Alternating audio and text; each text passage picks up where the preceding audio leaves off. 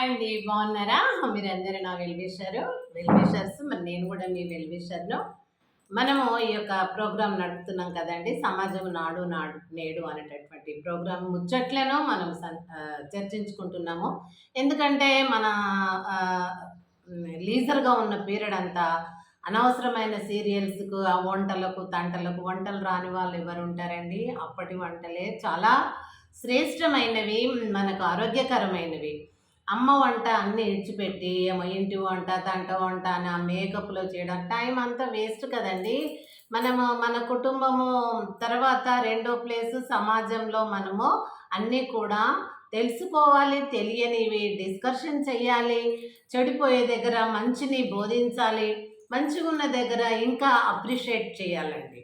ఇది మన బాధ్యత. అంతేకానీ లీజర్ టైంలో అనవసరంగా మనం టైం అంతా సీరియల్స్ దగ్గర కూర్చొని కుళ్ళులు కుతంత్రాలు మైండ్లో నింపుకుంటే ఏమవుతుంది ఈ రోజుల్లో? మరి వెనకటి రోజుల్లోనేమో అత్తలు ఇబ్బంది పెట్టిరు కోడళ్ళను, ఇప్పుడేమో కోడళ్ళే అత్తలను కొట్టి చంపడం ఇవన్నీ మనం చూస్తున్నామండి. కానీ మరి అదైతే మరి ఘోరమండి. ఎందుకంటే ఆ కాలంలో అంటే చదువులు లేదు, జ్ఞానం లేదు, మరి తిండి బట్ట కష్టం ఉండింది కాబట్టి అత్తగారు కోడళ్ళను కష్టపెట్టడంలో మరి అది తప్పే. కానీ అందుకే చట్టాలు తీసుకొచ్చింది. ఇప్పుడు అలా చేయకూడదు అత్తలు చేసినట్టు. మరి ఆ కాలం అత్తలు ఇప్పుడు లేరు, ఆ కాలం కోడళ్ళు ఇప్పుడు లేరు. ఇప్పుడు కాలం మారింది, సమాజం అభివృద్ధి అయింది కదండి.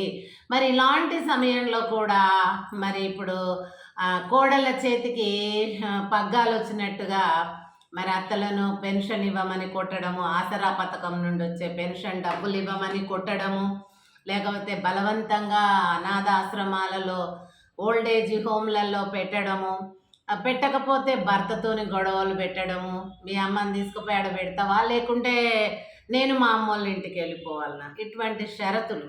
అప్పుడు మీ అమ్మని తిట్టు అంటే తిట్టాలా, కొట్టు అంటే కొట్టాలి, తీసుకుపోయి ఎక్కడన్నా వదిలిపెట్టిరా అంటే వదిలిపెట్టాలి. ఆమె కాళ్ళేళ్ళు కొడుకులై పట్టుకున్నా కూడా వాళ్ళు భార్యల కోసము వినరు. సరే, భార్యలు పిల్లలు ఉండాలనే తల్లిగా పెళ్లి చేస్తుంది, కానీ తోడు అనేది ముందే వెళ్ళిపోయే భర్త. ఇప్పుడు ఆమె ఒక్కతే మిగిలింది. ఆమెకు ఇంత అన్నం పెట్టి గుడ్డ ఇస్తే ఆమె అదే దీవెనలు ఇస్తుంది కదా. మరి ఇప్పుడు మనము ఈ యొక్క దసరా నుంచి మనం ఏం చేస్తున్నామో, మరి దేవతామూర్తుల గురించి మరి కొన్ని పురాణాలను మనము అనుసరించి పండుగలు జరుపుకుంటున్నాము. ఇప్పుడు ఎక్కువగా స్త్రీమూర్తుల గురించే. మరి దసరా లోపల మైసూర మర్దినిగా మరి గౌరీ అంటే దుర్గాను మరి పూజించడం జరిగింది. మరి ఇప్పుడు కూడా ఎవరిని సత్యభామ చేసినటువంటి ఆ గొప్ప ఘనకార్యాన్ని, రాక్షసుడు అనేటటువంటి నరకాసురుని వధించటం వలన ఈ దీపావళి పండుగ అనేది జరుపుకుంటూ ఉంటున్నాం. అంటే మీకు నిన్ననే చెప్పాను, వికృత ఆకారంగా ఉండి ఏదో అట్లా ఉండరండి రాక్షసులు. అంటే ఏం చేస్తారు? చెడు ఉంటుంది వాళ్ళ లోపల. మనలాగానే అందరూ వాళ్ళు మనం ఒకటే. సమాజంలో ఎక్కువ ఈ కాలంలో, ఆ కాలంలో ఆ యొక్క దుర్మార్గులు, ఆ రాక్షసులుగా వ్యవహరించినటువంటి వాళ్ళు తక్కువ ఉన్నారు. కానీ ఈ కాలంలో చాలా రెట్టింపు పెరిగిపోయిందండి. అలాంటి దుర్మార్గులను మనము మరి మార్చాలి అంటే చదువుతోటేనండి. చదువు మనము చక్కగా చదివించినట్టయితే మనం ఇప్పటి వరకు చెడిపోయిన వాళ్ళని మనం ఏం చేయలేము. వాళ్ళ జీవితము ఇక ఎండ్ అయ్యే వరకు వాళ్ళు అవే విధంగా బ్రతుకుతారు, పోతారో ఉంటారో ఏమవుతుందో. కానీ ఉన్నంతకాలం ఇతరులను బాధ పెడతారు, ఇక అది వదిలేయండి, ఇక మన కర్మ అనుకుంటాం. కానీ ఇప్పుడు చదువుతున్నటువంటి బాలబాలికలకు మనం సమాజం గురించి బోధించినట్టయితే, ఇప్పుడు ఇంట్లో ఎట్లా చెప్తామండి? అయిన అన్న గౌరవించాలా, అక్కను గౌరవించాలా, అది ఇది అనొద్దు, వాడు వీడు అనొద్దు, నాన్నను గౌరవించాలా, నాన్నకు పెద్ద స్థానం ఇవ్వాలి, అమ్మకి ఇవ్వాలా, ఇలాంటి మనం చెప్పి ఏదైనా పిల్లలు అమర్యాదగా మాట్లాడితే వెంటనే వాళ్ళని మనము సరి చేస్తాం కదండి, సంస్కరిస్తాము. అట్లాగే మన సమాజంలో ఉన్నటువంటి దుర్మార్గాన్ని, ఎప్పుడు కూడా మంచి చెడుకు రెండుకు పోటండి. చెడు అంటే ఈ దుర్మార్గము, ఇదంతా ఇక ఆ చెడు. మంచి అంటే కొంచెం అన్నిటికీ ఓర్చుకొని ఓపికతోని ఇతరులకి హెల్ప్ చేయటము, న్యాయంగా బ్రతకడము, నీతిగా నడుచుకోవడం, ఇది మంచి. ఈ రెండింటికి ఎప్పుడు పోటీ అండి. ఆ కాలంలో ఏం చెప్పుదురు పురాణాలలా? దేవతలు, తర్వాత రాక్షసులు అనేది సంబోధించారు. అంటే సురులు, అసురులు. అంటే మంచి వాళ్ళంట సురులంట దేవతలు, అసురులు అంటే రాక్షసులంట. ఈ రకంగా అప్పుడు రాశారు మరి ఆ కాలం వాళ్ళు. కానీ కొన్ని ఇప్పుడు రాసినటువంటి ఏ పుస్తకమైనా కావచ్చు, బైబిల్‌లో కూడా తప్పులుండొచ్చు. బైబిల్‌లో కూడా కొన్ని ఈ కాలానికి అది సమంజసం అనిపించేలాగా లేకపోవచ్చు. అలాంటివన్నీ సంస్కరించుకోవాల. రిలీజియన్స్‌కి సంబంధించినటువంటి పెద్దలుంటారు గదా! మత గురువులు, మత బోధకులు ఖురాన్ గావచ్చు, బైబిల్ గావచ్చు, బౌద్ధం గావచ్చు, జైనం గావచ్చు, పారసీక్ గావచ్చు, హిందూయిజం గావచ్చు. ఆ మత గురువులు మరి ఆ కాలంలో రాసినటువంటి ఆ గ్రంథాల లోపల ఈ కాలం వాళ్ళకన్నీ తెలిసొచ్చినాయి, చదువుకున్న వాళ్ళయ్యిండ్రు. అన్నీ మరి గమనిస్తున్నారు. ఇదేంది మనం ఇలా పూజలు చేస్తున్నాము, లింగం అంటే మగవాయన ప్రైవేట్ పార్ట్ పూజించడం ఏంటి? లింగం క్రింద ఉండేది ఆడవాళ్ళ ప్రైవేట్ పార్ట్‌లో ఆలింగం ఉండేది. ఆ రెండిటిని కలిపి ఆడ ప్రైవేట్ పార్ట్, మగ ప్రైవేట్ పార్ట్‌లను రెండిటిని ఒక దాంట్లో ఒకటి పెట్టి పూజించడం ఏంటి అనేటటువంటిది ఈ యొక్క చిత్తకాలం అనేటటువంటి మరి ఈ కాలం పిల్లలకు అవి తెలిసిపోతున్నాయి. ఓహో! ఇదంటే ఇది. ఇది ఆడామె ప్రైవేట్ పార్ట్, ఇది మగాయన ప్రైవేట్ పార్ట్. ఎందుకంటే వాళ్ళ ఇండ్లల్లా తల్లిదండ్రులు పూజిస్తూ ఉంటే వాళ్ళను అవి డిస్కషన్ చేసుకుంటుంటే వింటారు కాబట్టి.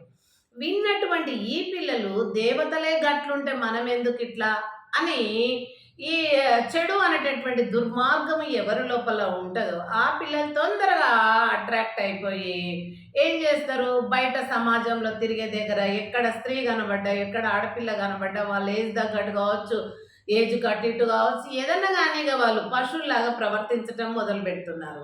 అంటే దేన్ని జూసి మనం ఏం చెప్పేటట్టు లేదు.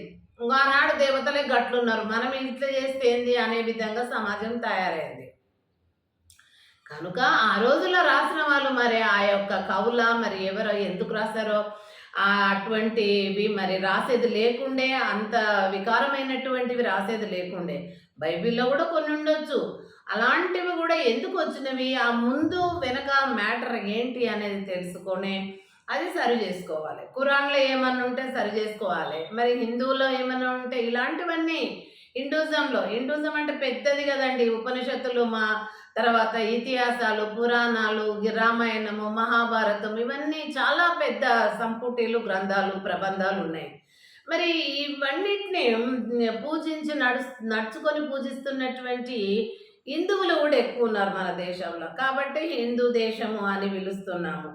మరి అందుకే మరి ఈ దేశం లోపల మరి అంత పెద్ద దాంట్లో ఉన్నటువంటి మరి ఇలాంటివి చాలా ఉన్నాయి. ఇంతవరకు నేను చెప్పిన బ్రహ్మదేవుని అంటే సృష్టికర్త బ్రహ్మదేవుడు, త్రిమూర్తులు అంటారు. సృష్టికర్త బ్రహ్మదేవుడు. ఆయనను గూడా జెప్పాను. తండ్రిగా సృష్టించి బిడ్డనే పెద్ద బిడ్డని సరస్వతిని మో అది వెంటాడి పట్టుకొని ఒక గుహలో వాళ్ళిద్దరు కాపురం జేసి మరి కొడుకును కన్నారు మనువు అని చెప్పేసి. మరి అది జూసి గూడా అందరూ నేర్చుకుంటుర్రు. ఇయాల రేపు తల్లి అంటలేరు కొడుకులు. ఆ తల్లి ఏజ్‌లో ఉన్నటువంటి వాళ్ళు గూడా అంటలేరు. కళ్ళకు కావురం ఎక్కువైపోయి. ఆ! అలాంటివి చేస్తున్నారు కొంతమంది దుర్మార్గులు. అది జూసి. హ్మ్. తండ్రే కొడుకు బిడ్డని చేసినాక మనకేముంది అనేదాకా అయిపోతుంది. అలాగే ఇందాక చెప్పిన శివుంది. దారువనం లోపల మునీశ్వరుల భార్యల దగ్గరికి పోయి దిగంబరంగా ఉండి అట్ట చేశాడు. అది జూసి దేవుడే అట్లా జేషిండు. మునులు తపస్సు చేసేటటువంటి లోక కళ్యాణానికి తపస్సు చేసేటటువంటి మునీశ్వరుల భార్యలనే జేషిండు. మనం జేస్తే ఏంది అని అదొక ఆధారంగా తీసుకుంటుంది సమాజం. మళ్ళా అదే విధంగా శ్రీరాముడు. మరి ఆ యొక్క రావణుడు రాక్షసుడు భార్యను ఎత్తుకపోతే ఆయనకు తెలవకపోవడం ఏంటిది? ఆయన ఎట్లా దేవుడైతాడు అనేదొకటి. మళ్ళీ అదే విధంగా రావణాసురుని యొక్క ప్రాణం ఎక్కడుందో ఎట్ట చంపాలో తెలవదా? వాళ్ళ తమ్ముడు విభీషణుడు చెప్తేనే అప్పుడు బాణం వదిలి చంపాడు దశకంఠుడిని. మరి ఇవి దేవుని లక్షణాలు మరి వీటిలలో లేవు గదా! అని మన హిందువులే చాలామంది ఎందుకంటే ఇప్పుడు మత సంఘర్షణలు, మత బోధకులు డిస్కషన్‌లు, ఈ టీవీలలో డిబేట్స్ పెట్టడం వలన మరి వింటున్నారు. మన హిందువులే వింటున్నారు. వింటే ఏంది నిజమే గదా! ఈ డిస్కషన్ లోపల మనం నమ్ముకునే ఈ గ్రంథాలు ఇట్లా చేస్తున్నాయి. మనం పూజిస్తున్నాం వరనే అనేసి. అదే విధంగా శ్రీకృష్ణునిది గూడా చెప్పుకున్నాము. దిగంబరుగా చేసి ఆ యొక్క మరి గొల్లభామలను ఆ గొల్లవాడలో పెరిగి ఆళ్ళను మరి స్నానానికో, నీళ్ళకు పోతే స్నానానికి పోతే బట్టలన్నీ ఎత్తుకొని చెట్టు మీద పెట్టి మీరు ఆ దిగంబరుగానే నా దగ్గరకు వచ్చి తీసుకోండి అనడము. వాళ్ళు కింద మీద చేతి పెట్టుకొని వాళ్ళు పోవడం జరిగింది. మరి దేవుడికే గంత సరదా కావాలి, అంత ఆడవాళ్ళ షోకుంటే మరి ఈ రోజులలో దుర్మార్గం బాగా పెరిగిపోయింది. వాళ్ళకు ఉండదా అండి? కాబట్టి ఆ శ్రీకృష్ణుని తీసుకొని ఇట్లా చేస్తుండ్రు, బ్రహ్మని తీసుకొని అట్లా చేస్తుండ్రు, శివుని తీసుకొని ఇట్లా చేస్తుండ్రు. మరి శ్రీరాముడు దేవుడు అంటున్నాం, మళ్ళీ ఆయన అట్లా అక్కడ సుగ్రీవుని సహాయం తీసుకొని వాలిని చంపడము. మరి విభూషణుని సహాయం తీసుకొని రావణాసురుని చంపడము. మరి కోతుల సహాయం తీసుకొని అది ఒక సముద్రంలో వారధి కట్టడము, రామసేతు అని ఇలాంటివన్నీ ఈ రకంగా కథలు కల్పితము. కథలు అంటే తెలుసు, కానీ మరి ఇప్పుడు నమ్మే వాళ్ళందరికీ ఎంజాయ్మెంట్ కావాలి.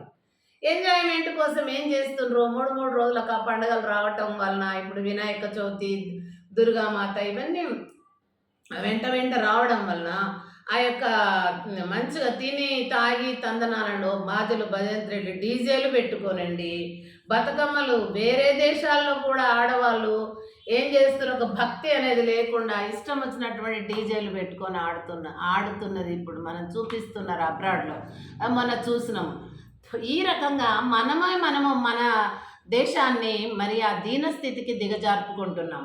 ఒకప్పుడు ఇది ఎంతో పవిత్రమైనదిగా, మరి ఏమంటారు, సాంప్రదాయబద్ధంగా స్త్రీ ఎలా ఉండాలి, బట్టలు, మరి పురుషుడు ఎలా ఉండాలి, ఇవి రకంగా నడుచుకున్నాం మన దేశము. ఇప్పుడు ఆ సినిమాలను బట్టి లేకుంటే వెస్టర్న్ స్టైల్ అనేసి ఆడవాళ్ళకేమో బట్టలు ఉండలేవు, ఉత్తగా తిరుగుతున్నారు సగం బట్టలతోని, మగవాళ్ళు ఏమో నిండు బట్టలుగా ఉంటున్నారు. ఆపోజిట్ అయింది అసలు. అది సాధారణంగా ఆడదే నిండేసుకోవాలి బట్టలు. వాడు రోడ్లైనా వాడు యూరినల్ చేయగలుగుతాడు, ఆడామె చేయదు కదా. కాబట్టి మరి ఇది కొన్ని వేల లక్షల మందికి బట్టలు ఇప్పి సినిమాలో ఆడడము, ఆ బట్టలు లేనటువంటి వేషాధరణ వేసుకొని రోడ్ల మీద తిరగడం వలన మనమే సమాజాన్ని చెడగొడుతున్నామండి, స్త్రీలే. కాబట్టి వాళ్ళు సరిగా ఉన్నట్టయితే బాగుంటుంది. మరి పురాణాలు చూస్తేనేమో త్రిమూర్తులై ఇట్లా ఉన్నాయి. మనం ఇప్పుడు శ్రీ మహావిష్ణువుది కూడా చెప్పాను, భార్య వియోగం అనేసి.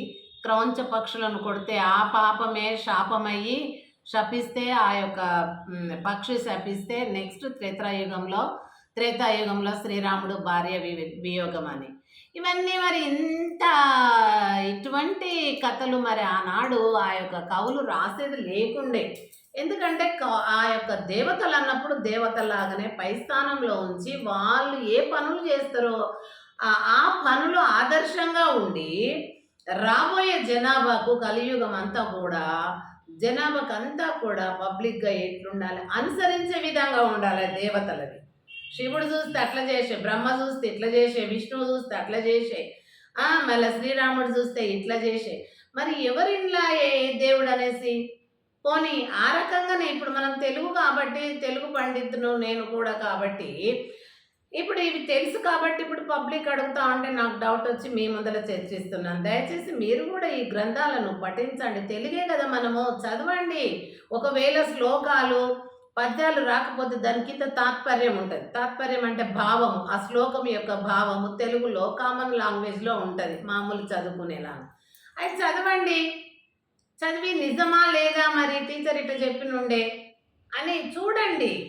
మరి అలాంటివి మనకు ఆదర్శంగా ఉంటే అవే ఆధారంగా తీసుకొని ఇప్పుడు దుర్మార్గం అంతా కూడా మీదికి దానికే జై కొడుతున్నారు.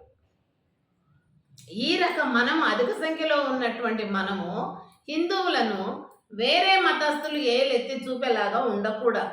అందుకని మనం ఏం చేయాలి, ఇప్పుడు అప్పటి కవులు వాళ్ళు రాసిన వాళ్ళు లేరు కాబట్టి ఏం చేయాలి, మనము వాటిని సంస్కరించి ఎక్కడైతే ఇలాంటివి ఉన్నాయో ఆ గ్రంథాలను తిరిగి పునరుద్ధరింప చేయాలి. అప్పుడే మనకి దాని విలువ అనేది మనం ఉపయోగిస్తే లెక్క ఉంటుంది. మీరు కూడా చేయండి, ఖురాన్ను చేయండి, బౌద్ధ మతము గ్రంథాన్ని చేయండి, ఆది గ్రంథాన్ని, మరేంది సిక్కు మతము, మరి జైన మతము, బౌద్ధ మతము, క్రైస్తవ మతము, అందులో ఉన్నాయి కూడా మీరు కూడా చూపించి వాళ్ళు కూడా సంస్కరించుకోవాలి. ఎందుకంటే బైబిల్ కూడా ఇప్పుడున్న వాళ్ళు రాయలేదు కదా, అప్పుడు క్రీస్తు శకం మొదట్లో మరి వాళ్ళు కూడా సరించి ఎక్కడ తప్పులు ఉన్నాయో సరిచేయాలి.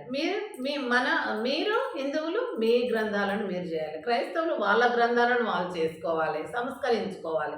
తప్పును సరిచేయడంలో తప్పు లేదు గదండీ! ఇప్పుడు మనం పెద్దవాళ్ళని తల్లిదండ్రులు తప్పు చేసినా మన పిల్లలు గూడా అట్లా కాదమ్మంటే, అవును నా కొడుకు చెప్పింది, నా బిడ్డ చెప్పింది కరెక్టే, నేను మర్చిపోయాను, నేను అర్థం చేసుకోలేదు అని వాళ్ళ చెప్పింది కూడా నిజం అనిపిస్తే మనం ఫాలో అవుతాం. తప్పేముంది? ఏం లేదు. అట్లాగే మరి ఖురాన్‌లో గూడా మనకైతే మరి ఉర్దూ రాదు. ఆ ఉర్దూ అరబిక్‌లో ఉంటుంది. ఎడమ నుండి కుడికి చదువుతారు. మరి అట్లా కుడి నుండి ఎడమకు చదువుతారు కాబట్టి మనకు అది తెలియదు. ఇప్పుడు చాలామంది మేధావులు ఉండొచ్చు. ఆ యొక్క ఖురాను మరి ఏంటి అరబిక్ వచ్చిన వాళ్ళు కూడా ఉండొచ్చు. మరి దాన్ని కూడా చదివి ఎక్కడైతే అందులో పొరపాట్లు ఉంటాయో మరి ఇప్పుడు ఈనాడు సమాజము అనుసరింపదగినది మాత్రం ఉంచి అన్ని గ్రంథాలు ఏదైతే అసమంజసంగా ఉంటున్నాయో ఈ యొక్క మన మత ఆరాధ్య గ్రంథాలైనటువంటివి వాళ్ళన్నీ కూడా చెడు తీసేసి మంచిని నిలబెట్టి పబ్లిక్ అందిద్దాం. అట్లా చెయ్యండి. కానీ ఊరికే ఏమైనా రాజకీయం పార్టీలు ఎవరి స్వార్థం వాడు చూసుకొని వీందికుడు వాడైతాడు, వాందికుడు వీడైతే ఎక్కడో పైస రావాలి. అది ఇట్లా ఎలకలాకున్నాడు ఏనుగులాగా అవుతున్నారు అందులోకి పోయి. అది ఏ పార్టీ బలమైనది, ఎవరి చేతిలో అధికారం ఉన్నది, మనం ఎవడెంక తిరుగుదాము, ఎవరెంక తిరిగితే మనకు డబ్బు వస్తుంది, మనం గట్టిగా అవుతాము, బెదిరించవచ్చు. ఇది కష్టం లేని పని. వార్డు మెంబర్ కాడికి వెళ్ళి పార్లమెంటు మెంబర్ దాకా, పిఎం దాకా, గ్రామ సర్పంచ్ నుండి ఇట్లాంటివి అల్క పనులు చూసుకుంటున్నారు. కష్టాలు పడతలేరు, కష్టాలకు వంగుతలేరు. చేసేటోళ్ళ మీద వాళ్ళకి పాపం తెలియదు, వాళ్ళని మభ్య పెడుతున్నారు, మాయ చేస్తున్నారు.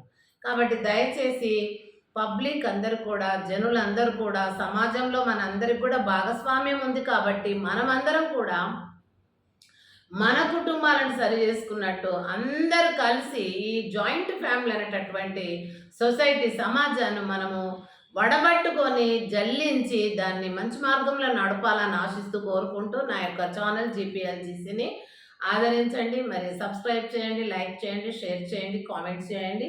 Thank you so much.